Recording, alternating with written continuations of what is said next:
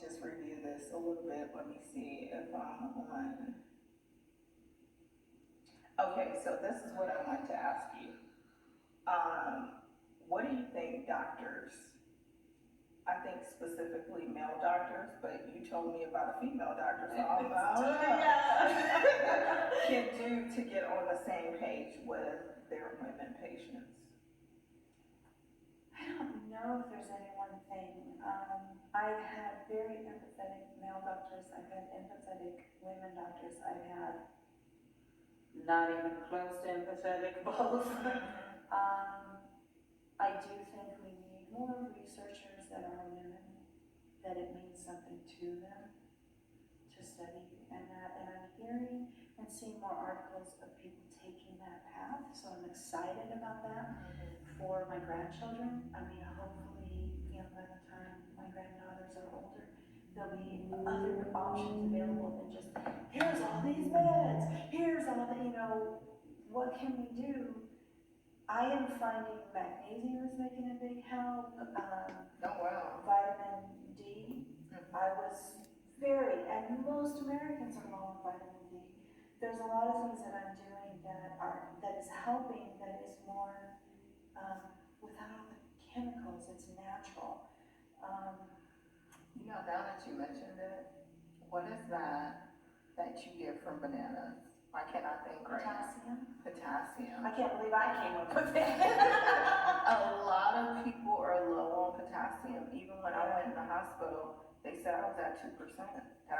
If I got any lower than that, it could bring on a heart attack. So women out there, make sure that your potassium is good. So I'm glad you really mentioned that. And we already mentioned, if you are doing that process of your body is just bleeding so much as you're making the transition or having other medical issues that haven't been found yet, your iron is a huge one.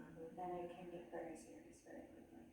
And if you're like me and you're allergic to iron in so many ways, try to see if you can get a specialist in that particular area that can help with that.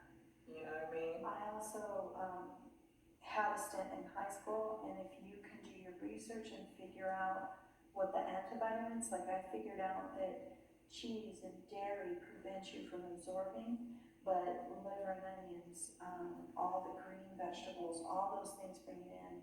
And the doctor at the time at the college campus was kind of like, I've never seen anybody bring their iron up like that. Wow. But it was because I had this particular chart that I've never been able to find again.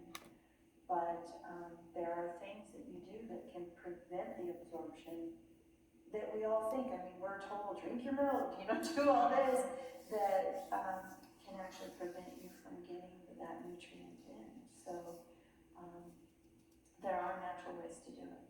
Because so many of us take the pill and then you end up backed up, and that's not be fun either on top of everything else. And then when you're dealing with prolapse, those are the symptoms. And then your train is straining, and that's not good. And so that's what's difficult for me right now. But I did want to mention too, I did find this tonic, and when I was in Belize is when I found it. Okay. And let's see. I'm trying to think. I just saw it on Amazon as well. It's SSS, 3 S's, tonic. And it helped to boost me back up. Even after the hysterectomy, I kept taking a spoonful. I would take it 3 times a day. And it helped. Because I knew I wasn't going back for that fusion shot after that whole episode. Absolutely. I mean, when you take a fusion shot, you're not hoping or thinking that they're going to put you on oxygen after you take it. So that was a no for me. And that's the thing. I just want to encourage anybody. Learn your body. I know some women that have been on the hormone replacement therapy for years with no issues. And I also know other people that seem to be highly sensitive to it and it didn't go well. Listen to your body. All of our physiology is slightly different, and you need to be real with it. Yep. and know your body. Get to learn your body. Because there's certain things that I just know now about my body that I never did in my 20s or even my 30s. Now in my 40s, I'm recognizing, okay, you know, even with foods that you eat, you have a reaction, listen to them. Yeah. Like now I'm realizing pork is not working with me Yeah. at all. Every time I eat it, I get a migraine out of this world. Gotta stop it. Yeah. You know what I mean? I had hives when I was like 38 was when the hives came through. Okay. I have been eating corn my whole life. Who knew? 38, corn I can't have no more. And so tomatoes is something recently. Okay. I noticed like when I go to like Aldi and I get like what is the ones that they have in the can? I can tolerate those, but like the real tomatoes that they grow, yeah, can't.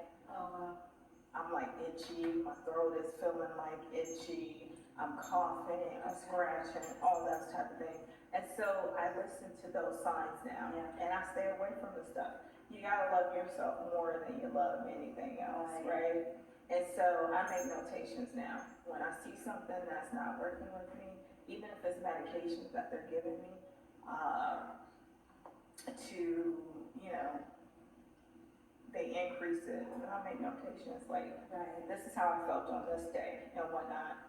If you don't understand something that your doctor says, make sure to jot that down.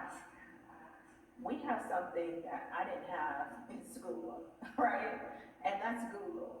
You could get on your phone and you could go to Google and Google will tell you everything. I look up so many different things, and so even with this prolapse, they didn't really, I heard the terminology, but they never explained it to me. So I said, I want to know what it is. And I got a definition for you guys too, right? So a prolapse is a bulging or falling out of a body part, such as the rectum or vagina, that commonly occurs because of the weakened supportive tissues. It is more common in people who have had multiple vaginal, vaginal deliveries during childbirth and have gone through menopause. So I'm not at the menopause stage yet, because they tested me for that. So I'm not there, and I'm 46. Okay. So, you know, and that's a test that you can get too, ladies, to see if your hormone levels are changing and whatnot. They can tell you if you're at the menopause level. It's just a quick blood test, and they can tell you that. But one of the things that I wanted to mention too is a lot of women are having issues with endometriosis, and that's something that's not talked about, which is a disorder in which tissue similar to the tissue that lines the uterus grows outside the uterus in places where it doesn't belong. This tissue thickens, breaks down, and bleeds with each period. The other one is adenomyosis. Okay, I'm gonna spell that for you. Adenomyosis.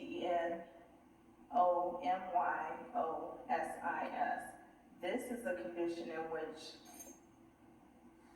the endometrial tissue exists within and grows into the uterine wall, right?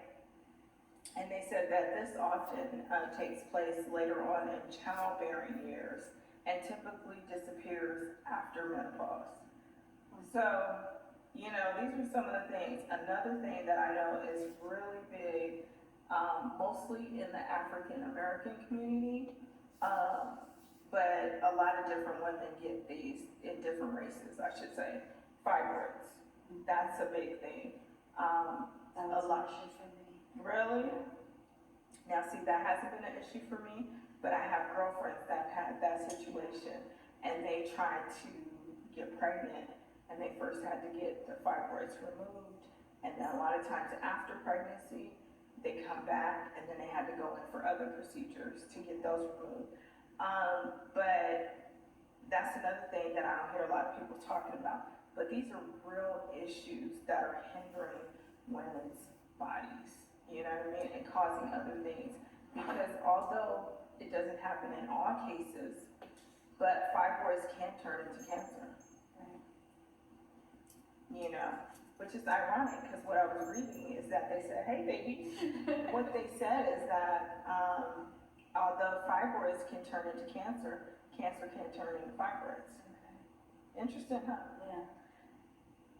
But these are just some of the things that are going on. And so I wanted to involve every one of you that are my truth seekers in this conversation. So feel free to share your personal experiences, what helped you in the comments. Let me also know if this was a beneficial conversation, because maybe we can have this conversation at another time. And if you would like to, you know, have another conversation about it, I guess. If you're a new viewer, welcome. I hope you're enjoying our content and will choose to like, subscribe, and share. It really does help the channel to grow, okay? So this is something we were kind of mentioning earlier, and I want you to give me all the clarity on that if I got anything wrong, okay? Okay. So getting back to what we were talking about the doctors and how they can do better with their patients, particularly women patients. I remember Anchor on one of our get-togethers that we have, lunches, margaritas, Yes. and so on. You told me that you had got tested for cancer cells like 3 months prior. I might have that wrong, so just help me out with that. But you didn't hear anything from the doctor, so you thought everything must be fine. But you decided to follow up with him, and he was like, said something like nonchalant, you had cancer cells. Take us back to that place when you had that conversation with him, and what was going through your mind, and emotionally, how did you feel in that moment? I remember just being God's love, like he, it was one of those, I can't remember, I think I mentioned all this earlier, but to talk about how I felt, you know, I come in and he says, did we talk about your pathology? And I said, no. And just hearing pathology scared me to death, because you know what that means. And then he said, well, you had cancer, but we removed it all, so you're healed. And I remember thinking, that's the right thing is that to say to somebody, you know?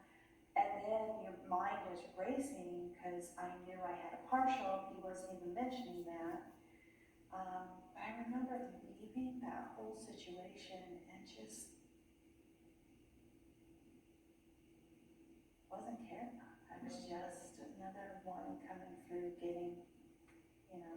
So another case of you feeling like just you were that number, that next patient, like nothing of significance. Yeah. That's horrible. So that one had me really. Especially like when you're at a place with like cancer cells. Yeah. That's something that's deadly, right? Right. It could be deadly, not in all cases, but could be deadly. And for you to treat it with that kind of, It was so cavalier. yeah, It was so like, you're cured. So it is what it is. yeah. And Wow. meanwhile, I've got parts of me still that were attached to all that. And so yeah. And normally when you have cancer cells, it can't go to your ovaries. Yeah. So, and like I said, it took a while to get that one, the next part done. So it was a relief when all the pathology from that came back clear. And just so you guys know, when you have a hysterectomy, you have 2 stages. So you can do a partial hysterectomy, and with that partial, you still have, a lot of times, your Cervix and your ovaries. yes. That way you still have your hormones firing out of your ovaries. And I wanted to have as many of the natural ones as I could for as long as I could. Now, normally when they do like a full hysterectomy, you don't have your ovaries. You don't have really much anything. You don't have any of the reproductive parts. Yep. And so that's the difference. And so the fact that she had a partial and he's saying, oh, you have cancer cells, but those cancer cells can also go to my ovaries that you left in. It's like, duh, Yeah. right? That was the other thing, is like, you didn't even look in the file deep enough to know that that's what we had done in the surgery. Like, it was just, oh, and it's like, well, wait a minute, you're my doctor, I would like to know you personally looked into this. Anyway, yeah. That part, yeah. Too much, too much, too much. Okay, let's see where we're going. Just give me a second. Okay, so what I wanted to ask you, Ingrid, did you have any final thoughts that you wanted to share with the people? When I started this, I kind of explained that I had gone through, sexual molestation and rapes as a 5-year-old, and it affected quite a bit of my life. I think, and what I want to convey to anybody younger, if you have that in your story and it's affecting your relationship with someone you really care about, or even just not even knowing who you really are, I want to really, really stress, go seek, get help, get that healed, because this part comes faster than you know. That part.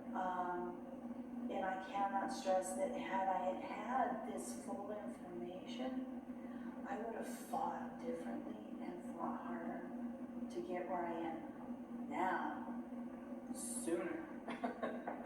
So that's my heart right now, is if anybody is struggling because someone was selfish enough to just use you, that's not your fault. But the healing part is something you can do, and there's so much more research on what can help you, that there's so many modalities, and you can figure out what works for you with your therapist. And if you're not happy with your therapist, seek another one. You don't have to stay in that, because honestly, if you've been through abuse, We both have. right, cruddy behavior feels familiar. That shouldn't be the norm. That shouldn't be the norm. And I say fight. Fight to get to who you are. Because I'm just learning who I am. And I am talking to other women that they're sharing their stories more, because I'm willing to share mine more. But I'm also hearing from other people that are in their 70s, in their 60s, finding out who they are. Oh, sweetheart, you are worth the journey. Do it sooner. Do it sooner. That's it. That's the whole vibe right there, the whole word, all of that. Because we really need to get back to us. And sometimes We were authentically meant to be. yes, because sometimes we give so much of ourselves to this one and that one, and we neglect self. And so, even if it's one day a week, take that time out to rejuvenate yourself. Because ultimately, if you're not here for self, you can't be here for nobody else, right? It's that whole, like the airplane, right? They tell mom to put the mask on first so you can be there for your kids. Same thing. Do the things that you love to do. Have beautiful surroundings, because that helps you be at one and in peace with yourself as well. And then that rejuvenates the inside of you as well. Because I'm not saying that all cancer comes from just being in bad situations or whatever. But it doesn't help. It doesn't help. Your Stressful endocrine system, yes, it's all affected. Yep. And so as long as we're doing us and doing more of us and sharing our journey, like me and Ingrid did today, this was our journey. We're not saying you have to be on the same journey, but just to know that if you go through these things later on down the line, who knows? This video you might hear 2-3 years from now on YouTube, and you're going through the same thing. That's why we made it a point to have this discussion where you guys can hear it as well, because we really are those type of women that want to help others so that they don't have to deal with what we went through, you know what I mean? And so you can be proactive in your healing process, whatever that may be, whether it be mentally, physically, emotionally. All of those are beings within ourselves that we can transcend into this world to make this world a better place. But if we're not right, we can't transcend anything. We're gonna have blockages, right? And it's just like our health. Our health can be a blockage to us living our life. But if we get back to getting our health right and being proactive in our health with doctors and this one and that one, sorry, then things get better for us. And so that's what this is all about. It's just to be more proactive, ask the harder questions, make sure if you don't know what a word is, because doctors like to throw out their fancy words, write it down, go home, get on Google, so you can know what's going on. What's your prognosis? You know, what is gonna be going on? Check in with those doctors. Sometimes you have nasty people that you have to deal with to set up those appointments. I've had situations where they told me they were gonna call the cops on me, and I'm not even kidding, right? And did nothing but trying to set up a doctor's appointment, right? And so you have to really be proactive and just, you know, bypass all of that negativity to get to your bigger goal. And if you feel like you're being treated like a number, believe it and do what you need to do for you. And as workers, even with Medi-Cal, I contacted a worker recently, because like I said, I felt like I was falling to the wayside. And when I tell you she's been getting on my primary doctor, even though he's amazing, she calls him, when is her next appointment, she sets up appointments for me and all that. So any one of your insurances, you have a worker that can fight for you and talk on your behalf, because it gets tiring setting up so many different doctor's appointments, and to have some help with that now is something that you need to know that's also accessible to you. Yeah. So I think that's wrap. I feel So spared. thank you. So thank you guys so much, and please make sure to welcome Inger in the comments and thank her for coming to talk to us today. I really appreciate you being here, and I hope you guys would like, subscribe, and share this video so that someone else that needs to hear this will get it. And anybody that likes it also does help us with the algorithm so that more people can see this channel and make that grow as well. So I thank you so much. Peace, love, and blessings. And until next time, bye-bye.